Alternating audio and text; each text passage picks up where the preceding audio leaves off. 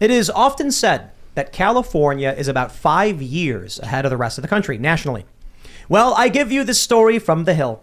California, first state to ban natural gas heaters and furnaces. Quote, while this strategy will clean the air for all Californians, it will also lead to reduced emissions in the many low-income and disadvantaged communities that experience greater levels of persistent air pollution.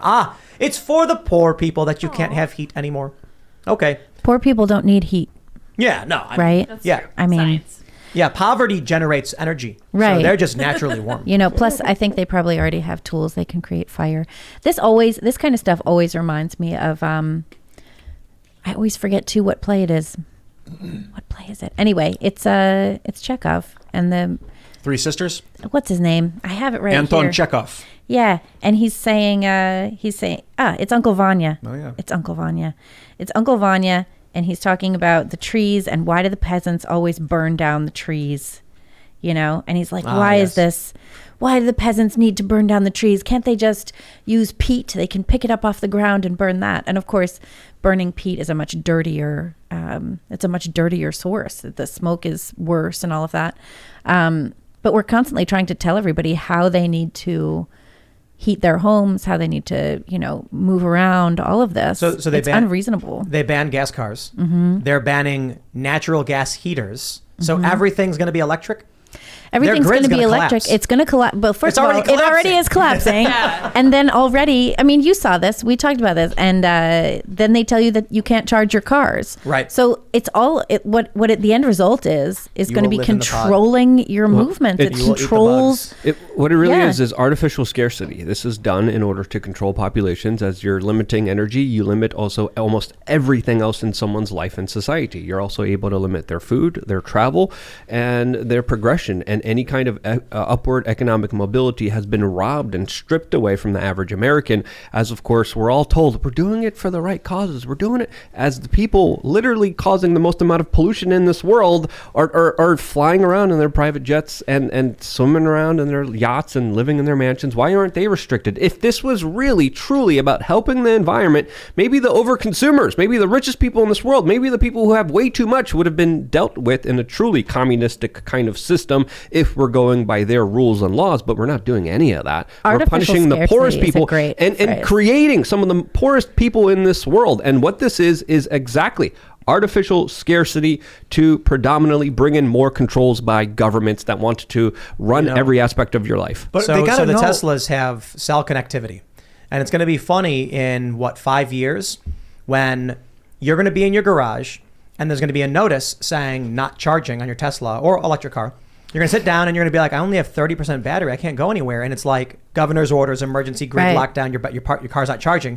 So then what people will do is they're going to get Faraday cages. You're going to try and airplane mode. You can't airplane mode the car. The car always have the connectivity. So people will be like, oh, build the Faraday cage. So the internet can't tell it what to do. You're going to go into your car and it's going to be like, no connectivity, can't charge. It's going to connect to the internet to charge your vehicle. Yeah, that's going to do that. Yep. And it's just going to keep you where you are. And then they're going to tell you what food that you can eat and everything. Yeah, it's really very... I'm talking about central planning. Insidious. You're going to get in your car, it's going to be charged, and you're going to punch in the address for your work. You're going to pull out, get onto the road, and then all of a sudden it's going to turn, the lights in the car will turn red, and then the car will just start driving, and it'll be like, warrant submitted for Ian Crossland driving to 5th Precinct. And you're going to go, what? And it's like, warrant for excessive energy use. Or it's just going to say that you can go to work and you can't go anywhere else. But it'll drive you. I'm saying when you criminally charge, it'll drive you to the police and lock your car. Completely antithetical to the United States, the Constitution of freedom of property, freedom of speech, freedom of access. I don't know. That's why they're trying to get rid of it. It just doesn't make. The government's got to understand that trying to centrally plan people's lives is not good. The Soviet Union did that and collapsed. But they think they're doing it for altruistic reasons. They think they're doing it to help us so that they can go to French Laundry. No one accused these people of being smart. Do you think that overpopulation is actually a threat? Yes. I don't think it is. I don't think it is. Really? The science and data prove it's not. Overpopulation of deer, for instance, is obviously a threat. Aren't we below replacement rate right now? Yes. The issue is the density of cities. So, but the density of cities was already part of the sustainable movement, was to get more people into cities. That's a terrible idea because it generates massive waste that can't be washed away. But it also I mean, there are ways there are these like living machines. Have you guys heard about this? That like, Pods? it's like, they're not pods. Bugs? No, it's not bugs. It's like an entire flora system that it's not a composting toilet. It's like the next step from a composting toilet. It's like the next step up. Anyway. It's a toilet? It's not a toilet. It's a whole system. It's a living machine, and it takes all of the waste and it turns it into like a big garden kind of thing. And you can put these in apartment buildings that you turn into cities. So you have like massive apartment building cities that have zero carbon footprint. They produce no waste because it all goes through these living machines. Anyway, it does this whole thing. But so my point is, if massive growth of cities, which to a certain extent is part of a sustainable idea, is a failure as well, why isn't it apparent that like we haven't come up with the right idea yet? Right. So why are we continuously enforcing these ideas that have not been proven out? We need to live like they lived in Avatar, you know? And I I'll didn't just see that live movie. under trees and hold hands and rock back and forth. Oh, right. Yeah, but I think that they're afraid of zoonotic disease, or the humans are destroyed because they have, in one way, they're like, cities are grossly overpopulated. But secondly, they're like, we need people in mega cities because we don't want them to disrupt the like environment. There was like the 2050 city. Remember that? The like 2050 city was a thing before the 2035 no car thing.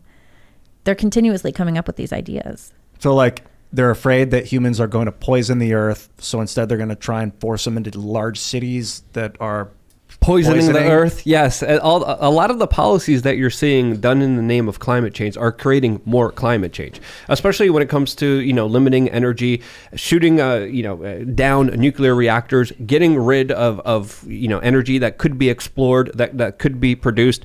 There's been domestic policies in Europe, in the United States, that deliberately hinder energy to the people. Energy is correlated with economic prosperity. And this is, to me, done deliberately. People call it the Great Reset. People call it the Great Collapse. I think there are far larger consequences to this than the average person even kind of understands or could even comprehend here. So if you look at a lot of these policies, a lot of them are correlated with more pollution, more disastrous, situations for the poorest people in the world. I was thinking of the wall, and where is Saudi Arabia or UAE, somewhere they want to build this large city. Oh, the line. The line. Yes. The line. And maybe it's nonsense. They're thinking that it's defensible. If chaos were to erupt on Earth and there was a global war, that the large cities, mega cities, we could defend them with air support. We know where everyone is. And chaos is dangerous. But like the realistic thing is if everything's concentrated in one area, then it's a bombing target. And it also seems really disgusting and horrible. And like you'd be trapped. Because it would be a walled city. Like that's such regression. We used to have, like Paris was a walled city, I don't think we need a walled city. Yeah, you can't go outside. You can't be freed. You can't be in nature. Can't, you can't escape the prison wall. that they're literally building for you. And in many cities, there's already... But only poor people. Yeah, exactly. It's all of that. Yeah, Bill. Well, because everybody else has their own way out. Warren and Zuck and they're going to have their spaceships. They're going to have their Elysium in the sky. They're going to have their private island up in the sky. It feels like this technocratic obsession with order is like a video game. Like they think it's going to work like a video game, but people are chaotic by nature. People are chaotic. And that's how we are. That's how humans and monkeys have always been. We rip and tear and grow and die. And so I don't understand what these idiots are intending. What this technological generation thinks. But these are also the people that... They want there to be 500 million people. And so they are working towards making less people.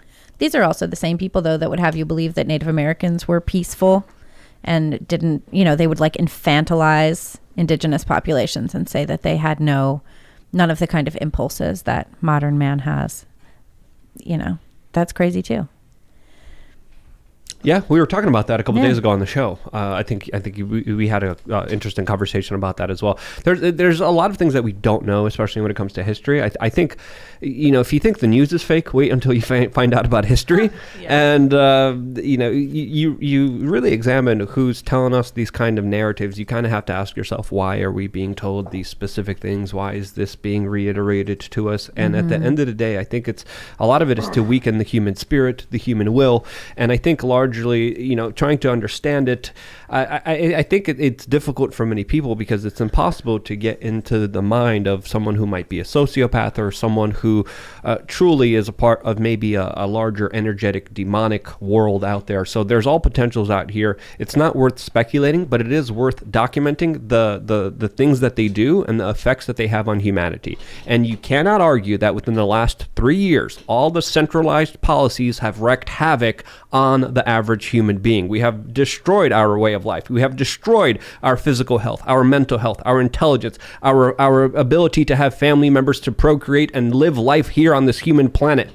We've destroyed all of that because we have given authority to the government. And I think the more that the government exists, the more that they do, the more that the average human being lives in havoc. The less government does, the less havoc we have. And I think this is why, one of the answers is decentralization. I mean, I think in a lot of cases, everything that you're saying about, how we did that, I think a lot of it was not people giving the authority, but having the authority taken. And us just looking at it like, oh my goodness, they're doing this, they're taking this. I think that we were relatively complacent about the luxury of our lifestyles, about our ability to move and exist freely, say what we think, seek the medical treatment that we think is appropriate, all of this.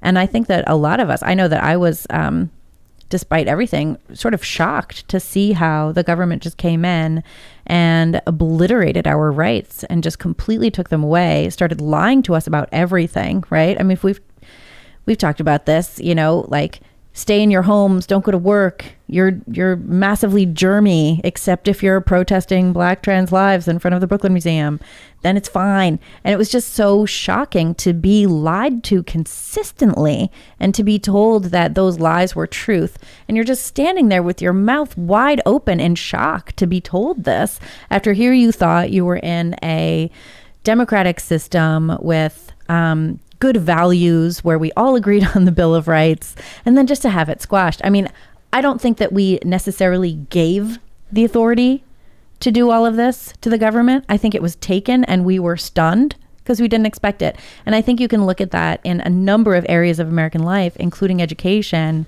So I talk to a lot of people who are education activists, particularly conservatives and parents, who realized only during, we only really realized during the pandemic when school came home and it turned out to be trash, what was being done to our kids. That this indoctrination was already in there. It had been in there for years. It wasn't new. The only reason it's in the news now is because it has been realized.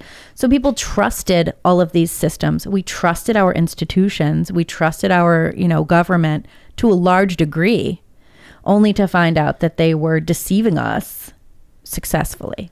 And then the people that sat by and said nothing or did nothing while it happened are, I think Martin Luther King would say, was it that the evil will come from the men that see evil and do nothing? Right. Or say nothing. I had some weird quote like that. Right. A lot of people just went along with it. All that is required for evil to triumph is that good men do nothing. Right. Yeah. And if you don't even quote? see it, if you don't see it happening, if it has been if that evil has been so successfully obfuscated, then you're just stunned when you realize that it's Edmund all Burke. around you. Ooh, Edmund that Burke. makes sense. Yeah, the term expert, that is a way to obfuscate evil for sure. Because if you tell someone that an expert is claimed or an expert's here now, appeal to authority. Yeah, I generally want to listen to people that are experts at what they do, but it doesn't mean that they're right. Right.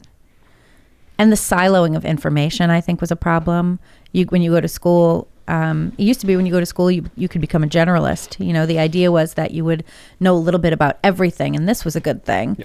And now they're still, they're like, oh, career classes in middle school. And it's like, you don't need that. Yeah. The last thing you need is a career class. What you need is an art class and a science class and what doctors need is a health class as well, like a food health class and a medicine health class. I just want to add to your Barry point Weiss's, here. I just want to add to your point here because you talked about a little bit of the censorship, and I do believe if it wasn't for the censorship, the lockdowns, the mandates, the ridiculousness, the punishing of individuals would have not lasted as long as it has.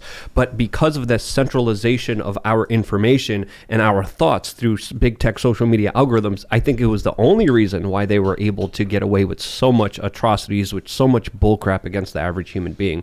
So I just wanted to kind of talk about that point that you made and point it out as one of the biggest factors to why humanity went along with this lunacy, because they didn't know that there was another alternative, another option, or that the science was even debated or talked about. I think that's exactly right. They called it misinformation. They would ban you, censor you, get you fired. Doctors literally fired, get you fired, from your job. Suddenly you can't feed your family. We see this all over the place.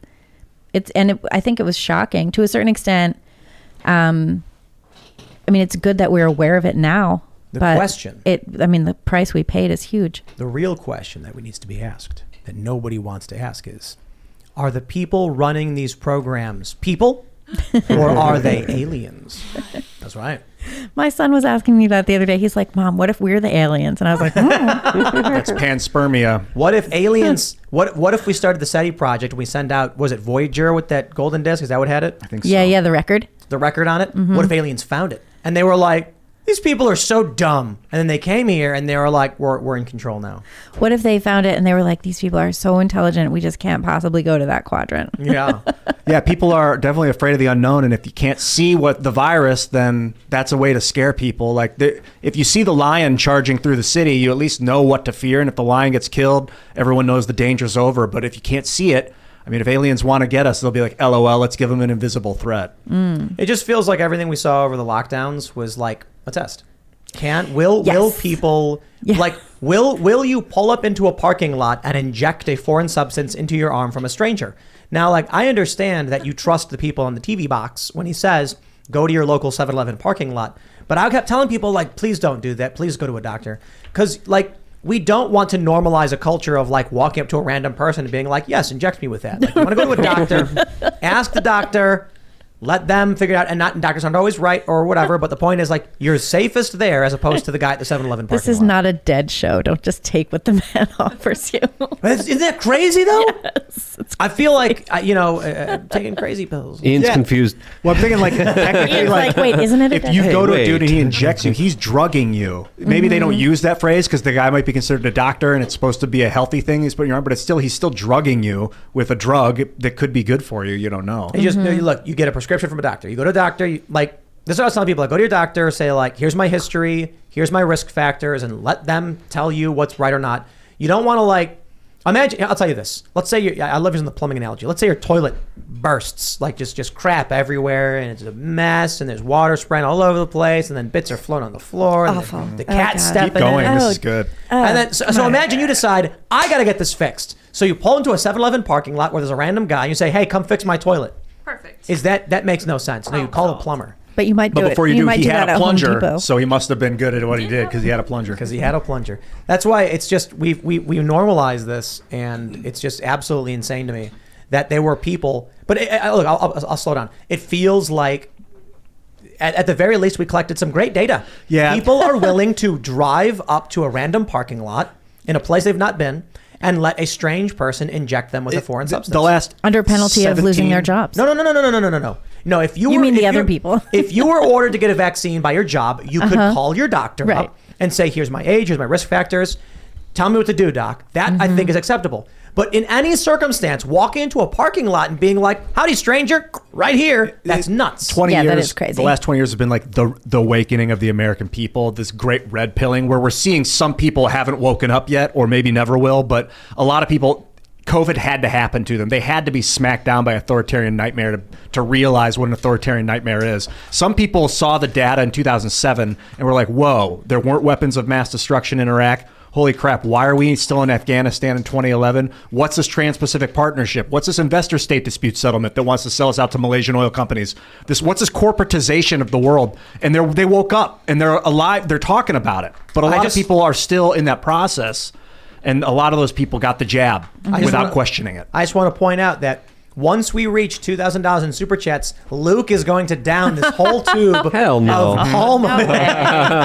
No way. All right, Ian is going to down this whole tube. Hell no. All right. Libby will down this whole. Nobody wants to eat the icing. Come That's on. gross. Listen, That's not icing. That's come called from? poison. We I have will these say, huge So tubes. gross. Look at this. if that was This is- buttercream, I would eat a bunch of it. Or- But No, it's hold not on. buttercream. No. It's not that bad. It's palm oil. But it's not buttercream. It's sugar and palm oil. No. High A little fructose corn organic syrup butter. and That is inflammatory okay. oils. No, thank What? you. No. We could all cut off a little bit of It just organic butter, sounds disgusting. maybe to celebrate. This I is would like eat a organic, quart. but I am You kind stop of it's trying to push your white goo in on love with everyone, butter. Tim. It's like no, there's like a pint. I think we have like a quart of icing right here with these two gosh. things. But you Holy have to crap. make those gingerbread castles with them. Yeah, we Somebody do that. sent us these gingerbread boxes like 2 years ago, and they're expired. And I cracked them open, and those icings were in it. And I was like, They "All will right, never who's go gonna bad. slam one of these on the show?"